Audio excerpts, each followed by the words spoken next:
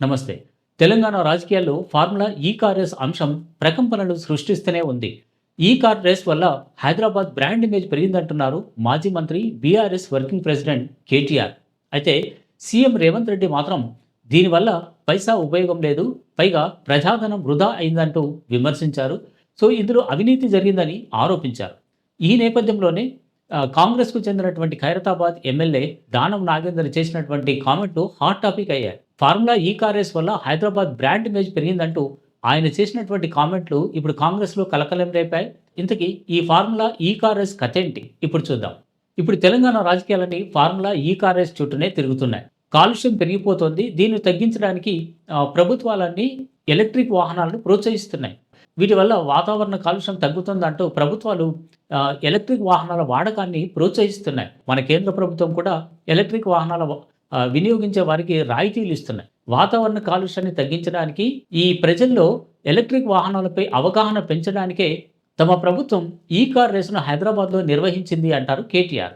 So formula ఈ రేస్‌కు సంబంధించి త్రైపాక్షిక ఒప్పందం కుదిరింది. బ్రిటన్‌కు చెందినటువంటి ఫార్ములా ఈ ఆపరేషన్స్ అంటే ఎఫ్ఈఓ అనేటటువంటి company AC next gen private limited నిర్వహణలో గ్రీన్‌కో గ్రూప్ స్పాన్సర్‌షిప్ కంపెనీకి మున్సిపల్ అడ్మినిస్ట్రేషన్ అర్బన్ డెవలప్మెంట్ అంటే ఎంఏయూడీకి మధ్య 2022 అక్టోబర్ 25న త్రైపాక్షిక ఒప్పందం కుదిరింది. సో ఈ ఒప్పందం ప్రకారం ఏంటంటే 9, 10, 11, 12 ఎడిషన్లను హైదరాబాద్‌లో నిర్వహించాలి. సో ఈ ఒప్పందం ప్రకారం 2023 ఫిబ్రవరి 11న హైదరాబాద్‌లో 9వ ఎడిషన్ అంటే ఓవరాల్‌గా చూస్తే ఇది 9వ ఎడిషన్. కాకపోతే హైదరాబాద్‌కు ఇది ఫస్ట్ ఎడిషన్. సో నాడు మున్సిపల్ శాఖ మంత్రిగా ఉన్నటువంటి కేటీఆర్ ఓవరాల్‌గా తనే ముందుండి ఈ పోటీలను చూసుకున్నారు. సో అందుకే ఇప్పుడు కేటీఆర్ చుట్టూనే ఫార్ములా ఈ కేర్‌లెస్ అంశం అనేది తిరుగుతోంది. 9వ ఎడిషన్‌లో హైదరాబాద్‌లో నిర్వహించినటువంటి ఫార్ములా ఈ కార్ రేసులో ప్రపంచంలోని ప్రముఖ ఎలక్ట్రిక్ కంపెనీలు 11 ఇందులో పాల్గొన్నాయి. ఈ 11 కంపెనీలకు చెందినటువంటి 22 కార్లు, 22 మంది డ్రైవర్లు ఈ పోటీలో పాల్గొని అంటే కార్లను దాదాపు 320 కిలోమీటర్ల వేగంతో నడిపి ఎలక్ట్రిక్ వాహనాలపైన ఉన్నటువంటి అపోహలను తొలగించే ప్రయత్నం చేశారు అనేటటువంటిది ఈ బీఆర్ఎస్ వాదన. ఎందుకంటే సాధారణంగా ఎలక్ట్రిక్ వాహనాలంటే ఎక్కువ దూరం ప్రయాణించలేవు, అవి వేగంగా ప్రయాణించలేవు అనేటటువంటి భావన కానీ, అపోహ కానీ ప్రజల్లో ఉంది. సో దీన్ని ఈ ఫార్ములా ఈ కార్ రేస్ వల్ల ఇది దూరమయ్యాయి అనేటటువంటిది కేటీఆర్ వాదన. ఇక ఒప్పందం ప్రకారం 10వ ఎడిషన్ కూడా హైదరాబాద్‌లోనే నిర్వహించాల్సి ఉంటుంది. అంటే దీన్ని 2024 ఫిబ్రవరి 10వ తేదీన హైదరాబాద్‌లో నిర్వహించాలని అప్పట్లోనే అంటే కేసీఆర్ ప్రభుత్వం ఉన్నప్పుడే నిర్ణయించారు. కాకపోతే ఈ నవంబర్‌లో 2023 నవంబర్‌లో తెలంగాణలో ఎన్నికలొచ్చేశాయి. సో ఆలోపే ఈ కంపెనీలకు అడ్వాన్స్‌గా చెల్లించాల్సి వచ్చింది అంటారు కేటీఆర్. సో దీంతో నాడు మున్సిపల్ శాఖ మంత్రిగా ఉన్నటువంటి కేటీఆర్ కంపెనీలకు నిధులు చెల్లించాలని అప్పటి స్పెషల్ చీఫ్ సెక్రటరీ అరవింద్ కుమార్‌ను ఆదేశించినట్టు కేటీఆర్ చెప్పారు. సో కేటీఆర్ ఆదేశాల మేరకే అంటే అప్పుడు కేటీఆర్ మంత్రిగా ఉన్నారు కాబట్టి ఆయన ఆదేశాల మేరకే అరవింద్ కుమార్ మొదటి దశలో 23 కోట్లు, రెండవ దశలో 22 కోట్లను ఈ విదేశీ కంపెనీలకు ట్రాన్స్‌ఫర్ చేసినట్టు చెప్పారు. సో మొత్తంగా 45 కోట్లు విదేశీ కంపెనీలకు ట్రాన్స్‌ఫర్ అయ్యాయి. అంటే ఈ అడ్వాన్స్ కింద. సో ఇలా విదేశీ కంపెనీలకు నిధులు చెల్లించడానిపై సో ఆర్‌బీఐ 8 కోట్ల టాక్స్ వేసింది.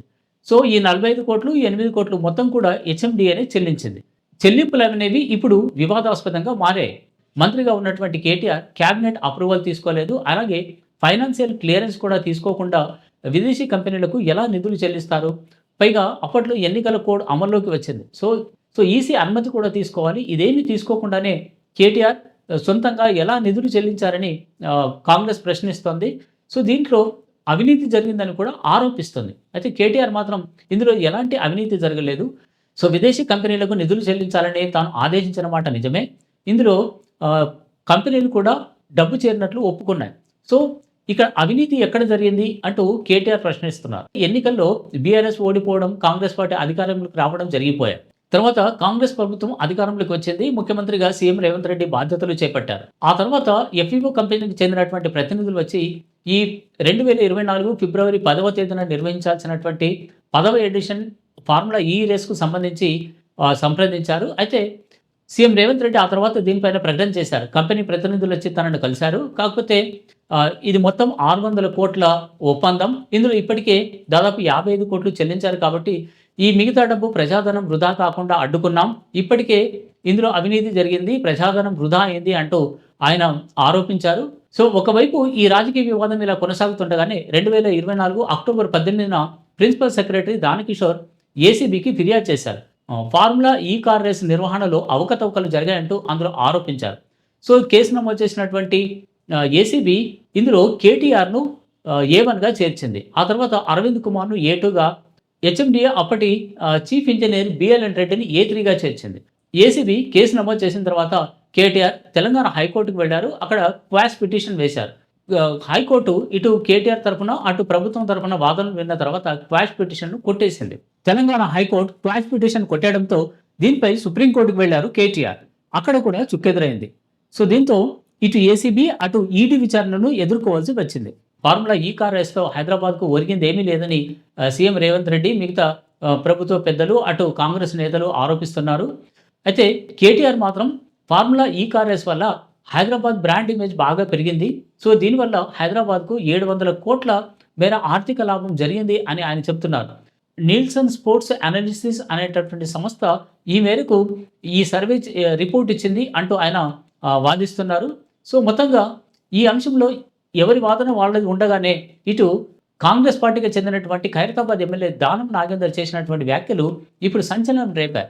ఫార్ములా ఈ కార్ రేస్ వల్ల brand image పెరిగిందంటూ Danam Nagender comment చేశారు. సో, ఇవి ఇప్పుడు కాంగ్రెస్ పార్టీలో కలకలం రేపాయి. ఎందుకని అంటే ఒకవైపు కాంగ్రెస్ పార్టీ నేతలంతా ఈ ఫార్ములా ఈ కార్ రేస్ వల్ల హైదరాబాద్‌కు ఒరిగింది ఏమీ లేదు అని అంటున్నారు. సో, కేటీఆర్ మాత్రం అటు కేటీఆర్‌తో పాటు బీఆర్ఎస్ నేతలంతా దీనివల్ల హైదరాబాద్ బ్రాండ్ ఇమేజ్ పెరిగిందని చెప్తున్నారు. సో, ఇప్పుడు దానం నాగేందర్ చేసినటువంటి వ్యాఖ్యలు అటు బీఆర్ఎస్‌కు బలాన్ని చేకూరిస్తే, ఇటు కాంగ్రెస్‌కు మైనస్‌గా మారే అవకాశం ఉందంటున్నారు విశ్లేషకులు. సో, ఈ పరిణామాలు ఇంకా ఎలాంటి టర్న్ తీసుకుంటాయనేది చూడాలి. నమస్తే.